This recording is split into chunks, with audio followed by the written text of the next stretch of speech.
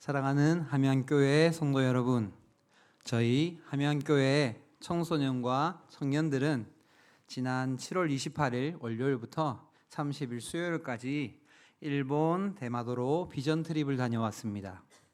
성도님들의 기도와 후원으로 아무 사고 없이 그리고 큰 비전을 품고 2박 3일을 보내고 왔습니다. 이 모든 것이 하나님의 은혜입니다. 하나님과 성도님들 모든 분들께 깊은 감사를 드립니다. 오늘 오후 예배의 말씀은 저희가 비전 트립을 다녀오면서 느꼈던 말씀과 더불어 또 보고회 형태로 말씀을 전하고자 합니다. 7월 28일 월요일 새벽 기도를 마치고 저희는 6시에 함양을 출발했습니다.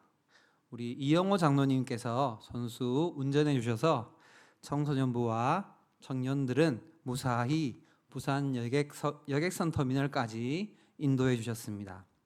함양에서 부산까지 한 3시간 넘게 걸리더라고요.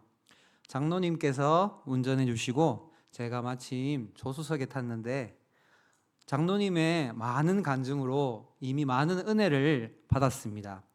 저는 개인 출발하기도 전에 많은 감동을 받아서 이미 마음이 따뜻한 상태였습니다. 이영호 장로님의 인생에 역사하신 하나님을 찬양합니다. 여러분들께서도 이영호 장로님의 간증을 들어보시면 저와 같은 은혜를 받으실 겁니다. 장로님의 긴 간증 중에 초심을 잃지 마시라는 말씀을 들으며 저 역시 매 순간 하나님과의 첫사랑을 회복하고 그 은혜를 유지하기 위해 찬양하고 기도하고 말씀을 읽고 있음을 고백합니다. 마침 출근 시간이기도 했었고 또 제가 내비 입력을 조금 이상하게 해가지고 방황했습니다. 그 여객선 터미널 앞에까지 가가지고 그래서 9시 20분까지 승선을 해야 되는데 저희가 딱 도착한 시간이 9시 17분이었습니다. 잘못하면 돌아올 뻔했습니다. 함양으로. 어쨌든 하나님의 은혜로 딱 맞게 도착하여서 승선할 수 있었습니다. 사진 하나 보여주시겠어요? 저희가 헐레벌떡 이제 여객선 터미널에 도착해서 저희 청년들과 또 이제 청소년들하고 선생님들하고 같이 이렇게 출발하기 전에 한 장 찍자 해서 바쁜 중에도 이렇게 사진을 찍었습니다. 그래서 부산에서 이제 배를 타니까 1시간 20분 만에 대마도로 도착을 했었습니다. 사진 또 한번 보여주시겠어요? 대마도 사진 좋죠? 하늘이 되게 파랗더라고요. 하늘이 되게 파랗고. 근데 이 대마도는 이제 한 번 더 넘겨주시겠어요? 사진. 사진 한 번 더. 사진. 지도 나왔습니다. 이 사진에서 보시는 것과 같이 지도 잘 보이십니까? 네네. 저기 부산 보이시죠? 부산. 저기 부산이고 저 중간에 여기가 대마도입니다. 저기가 중간이 대마도고 그리고 여기가 후쿠오카라고 하더라고요. 일본에서 제일 이제 대마도에서 가장 가까운 일본 땅 후쿠오카라고 하던데 지도를 가만히 보시면 저기 몇 킬로 돼 있죠? 부산에서 대마도까지 49.5km, 즉 50km 정도 된다고 돼 있죠. 그런데 일본까지는 몇 킬로 돼 있죠? 여기 보시면 134km 돼 있죠. 거의 한 3분의 1밖에 안 됩니다. 그리고 우리 함양교회에서 부산역까지도 내비게이션으로 찍어보니까 170km가 나오더라고요. 근데 지도상으로 보자면 거의 진짜 3분의 1밖에 되지 않는 가까운 거리죠. 일본 본토 후쿠오카까지 134km로 되어 있으니까 거의 우리나라 땅이라 해도 과언이 아닐 정도로 우리나라에 가까운 섬이 바로 이 일본 땅 대마도더라고요. 이 지도를 보니까 조금 원망스러운 마음도 생겼습니다. 이렇게 가까운 땅이 왜 우리나라 땅이 아니고 일본 땅인지 안타까운 마음이 들었습니다. 그래서 제가 좀 조사를 좀 해봤습니다. 그러니까 고려 말과 조선 초에 왜구를 진압하기 위해 여러 차례 대마도를 정벌했다고 합니다. 자, 한 번 더 사진. 여기 보시면 부산이 보이시죠? 저기 부산이 보이시고 그 중간에 여기가 대마도입니다. 중간에 여기 부산과 일본 땅 본토 여기 대마도고 여기가 이제 일본 땅이고 이렇게 되어 있습니다. 네, 고려 말과 조선 초에 왜구를 진압하기 위해 여러 차례 대마도를 정벌했답니다. 1389년, 1396년, 1419년 이런 식으로 정복을 했답니다. 근데 정복한 후에는 완전한 영토 편입까지는 이루어지지 않았다고 합니다. 조선은 경제적 실익이 크지 않다고 판단해서 직접 통치보다는 대마도주, 소씨라고 있었답니다. 대마도주에게 형식적 신하로 임명하여서 중간자적 위치를 잡았다고 합니다. 대마도는 12세기 때부터 일본의 소씨 가문이 실질적으로 통치했고 일본의 여러 막부, 중앙정부로부터 스시마국으로 인정받았다고 합니다. 하지만 조선과의 외교에서 대마도주는 조선의 신하를 자처하며 중개 무역 권리를 얻었다고 합니다. 조선에서도 척박한 환경과 잦은 외구의 침략 등으로 장기적으로 관심을 두지 않아서 적극적으로 영유권을 주장하지 않았다고 합니다. 그러다가 1868년에 명치유신 이후 일본은 근대화를 추진하면서 전국을 행정구역으로 재편했는데 1876년에서 77년 사이 이때 소씨 가문의 대마번을 공식적으로 폐지하고 대마도를 나가사키현에 편입시켰다고 합니다. 이후 일본 정부가 직접 통치하며 오늘에 이르렀다고 합니다. 조선은 오랜 기간 대마도가 본래 경상도 계림, 경주랍니다. 경주에 속했던 우리 영토임을 주장했지만 실제 통치력은 미치지 못했다고 합니다. 역사서와 고지도에서 영유권이 가끔 언급되긴 했지만 현실적으로 명확한 지배는 이루어지지 않은 채 시간이 흘렀고 결국 근대 국가체제에서 일본 영토로 확정되었다고 합니다. 그렇지만 위치상으로 대마도는 정말 중요한 자리를 위치하고 있습니다. 과거에 비행기가 없을 때는 우리나라에서 일본을 가기 위해서는 반드시 대마도를 거쳐야만 일본에 갈 수 있었다고 합니다. 지도 한번 더 보여주시겠어요? 네. 아니요, 그 전에 지도. 요거 전. 네, 아니요, 그거 말고 그 다음 거. 네. 보시면 이제 비행기가 없다고 치면 배를 타고 간다면 일본 땅까지 바로 가긴 멀잖아요. 그래서 대마도에서 거쳐서 거기서 충분히 휴식을 다시 한 후에 일본 땅으로 이렇게 갔다고 합니다. 그래서 이 대마도에 가보니까 조선통신사라는 것을 기리는 안내문이 있었습니다. 네, 그 다음 사진 보시면 네, 이게 바로 조선통신사를 기리는 안내문입니다. 이것은 조선시대에 조선왕이 일본의 정부에게 공식적으로 보내는 친교 사절단이라고 합니다. 조선통신사는 조선 태종 1413년부터 조선 말까지 총 20번이나 갔답니다. 사절단은 최소 300명에서 많을 때는 500명으로 구성되었다고 합니다. 주요 임무는 외구 문제, 외구 해결 문제, 국교 정리화, 신임 쇼군의 축하, 조선인 포로 송환 등으로 갔다고 합니다. 풍부한 문물과 부분, 미술을 일본에 전하는 문화사절로서의 역할도 했다고 합니다. 이들이 한양을 출발해서 대마도를 거쳐서 일본 본통까지 들어가 동경까지 거의 10달 정도를 여행했다고 합니다. 다시 한번 지도 한번 보여주시겠어요? 아니요, 지도.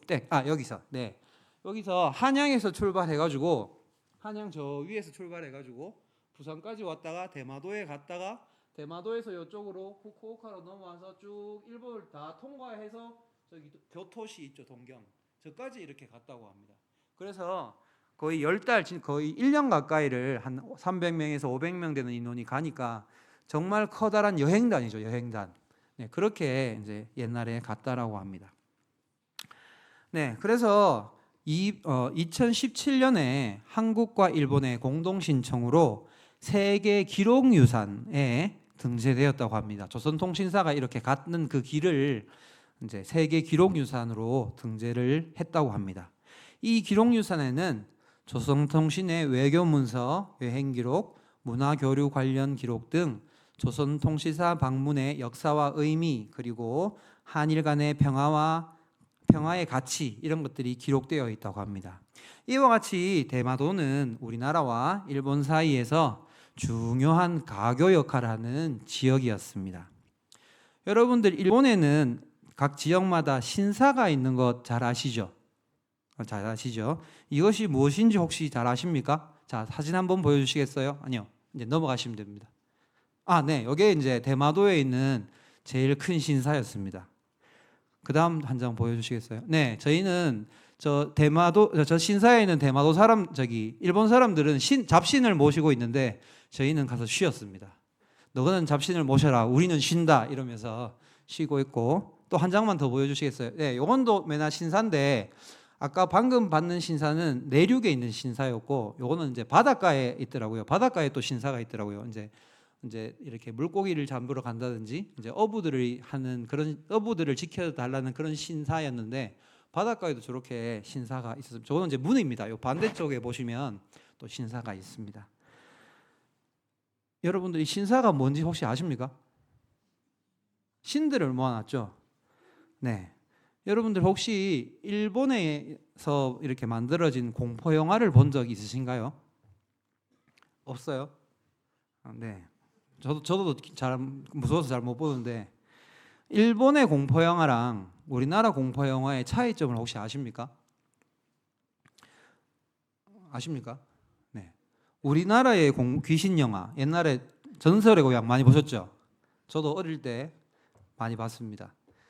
전설의 고향 보면은 귀신이 나오면 어떻게 하죠? 이렇게 막 뭔가를 말하고 싶어 하죠. 그래가 용감한 사또들이 이렇게 들어줍니다. 들어주고 그 원한을 풀어주면은 귀신은 이제 뭐 좋은 곳으로 가죠. 보통 우리나라 귀신들은 대부분 그렇게 끝납니다. 귀신 영화는. 근데 일본의 귀신들은 혹시 어떻게 나오시는지 아십니까? 일본의 귀신들은 아무 이유 없이 나옵니다. 아무 이유 없이 나와가지고 사람을 죽이고 싹 사라졌다가 또 나가 싹 죽이고 사라지고, 이게 일본 귀신입니다. 왜 그럴까요? 그게 바로 일본에 재난이 많죠. 지진도 많고 태풍도 많고. 그래서 일본 공포 영화는 귀신들이 아무 이유 없이 나와서 사람을 죽인다고 합니다. 네. 일본은 지진이 많이 나는 지역이라서 집을 지을 때도 나무로 많이 짓고, 또 태풍은 한번 상륙하면 어떻게 되죠? 쭉 일본 전역을 쭉 휩쓸고 가죠. 쭉 이렇게 휩쓸고 갑니다. 그리고 태풍이 한 번 오면 끝납니까? 태풍 한 번 오고 나서 또 막 정리하고 있으면 또 태풍 옵니다. 그게 이제 일본의 자연 환경이라고 합니다. 그러면 사람들은 어떻겠습니까? 너무 힘들겠죠. 뭔가라도 믿고 싶겠죠. 그러다 보니까 일본에 잡신들이 그렇게 많이 생긴 거랍니다. 그래서 일명 토테미즘이라고 하죠. 우리 조상들도 옛날에 해나 돌이나 나무나 뭐 이런 미신을 많이 믿었죠. 그런데 우리나라는 이제 복음이 전파되면서 많이 그런 것들이 없어졌습니다. 그런데 수시로 재난을 당하는 일본은 무엇이라도 믿어야 했기에 잡신들이 정말 많다고 합니다. 이 잡신들을 모아둔 곳이 바로 신사라고 합니다. 그래서 일본에는 지역마다 꼭 신사가 꼭 있습니다. 저희가 이제 설명을 들어보니까 일본은 전체 국민의 기독교인의 비율이 2017년도에 몇 프로일까요? 1%밖에 안 된답니다. 대단하죠? 전체 국민의. 근데 이제 조금 더 조사를 해보니까 작년 기준으로는 그 1%도 깨져가지고 0.8%라고 하더라고요. 전 국민의 기독교인이. 그리고 실제로 대마도에는 0.03%밖에 안 된다고 합니다. 그리고 실제로 저희가 대마도에 가서 교회를 딱 2군데를 방문했는데 그게 대마도에 있는 교회 다였습니다. 깜짝 놀랍지 않습니까? 저희는 돌아서면 교회죠. 우리나라는. 네. 그래서 저희가 일본에 있는 일본 교회와 또 이제 우리나라에서 파송된 선교사님이 하는 은혜교회 2군데를 저희가 방문했었습니다. 근데 실제로 은혜교회라는 데는 일본 교회에 있다가 독립해서 나간 교회라고 할 수 있습니다. 이 두 교회에는 현재 각 10명 정도가 예배를 드리고 있다고 합니다. 저희의 가이드였던 부영순 집사님이라고 계신데요. 그분께서는 은혜교회의 집사님으로 교회의 기틀을 닫고 일본인들을 전도하는데 많은 역할을 하시는 분이십니다. 자, 사진 한번 보여주시겠어요?